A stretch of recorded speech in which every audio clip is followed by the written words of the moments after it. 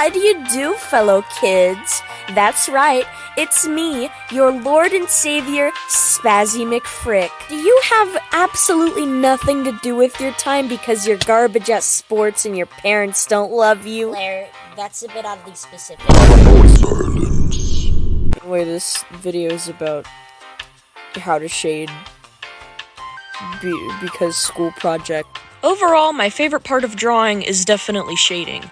I think it's the fact that it really calms me down and I'm pretty spazzy. Shading especially helps me when I'm extremely overstimulated. Like, when I start, I'm just like, oh, guess I'm doing this now. Time to focus on this instead of my crippling anxiety. Step number 1, just draw your little thing. It doesn't really matter what it is. I suggest you do make it simplistic though, so you don't overwhelm your stupid little human brain. Anyway, when you get done with your line work, I suggest you draw where your light source is going to go, because that really helps understanding, where your shadow is going to go.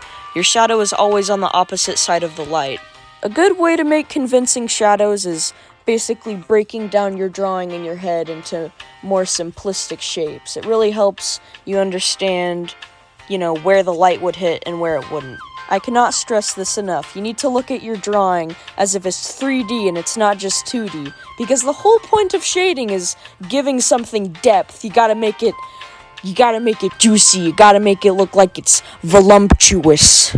Like, you gotta make it look like you can hold it, like you can touch it, like you can eat it. Anyway, another thing I want to talk about is hue. Like what color your shadows are. You don't want to have just plain black shadows unless you want to make it look like your character has been rolling around in sewage. Usually black shadows only look horrible if you blend it incorrectly. Like if you've ever seen like a comic book before, they use cell shading most of the time and it looks absolutely amazing. Here in this little speed paint thing that I have in the background, you'll see that I choose to make the shadows pink later on, because I think it looks cute. Another really cool thing is contrast, where you have like a really light part of the drawing and an extremely dark part of the drawing. It makes everything look pretty clean cut and really good. And if you add just a little bit of blending, it looks even better. The two things that I just talked about, hue and contrast, those are crucial parts of determining the mood of your drawing. For example, a lot of contrast often implies more serious scenes. Meanwhile, duller shadows give off a more chill vibe.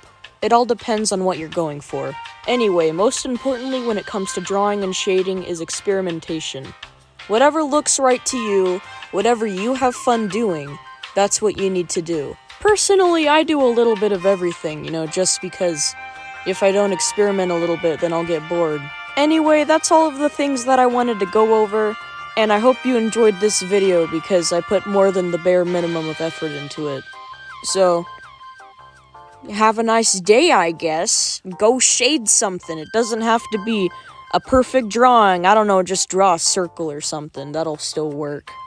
Hey guys, Editing Claire here. I just wanted to say if I ever find you shading with the fucking airbrush tool, I'm coming for your ass. I'm gonna kick your ass so hard that your vertebrae come popping out of your mouth like a goddamn Pez dispenser. For legal reasons, that was a joke.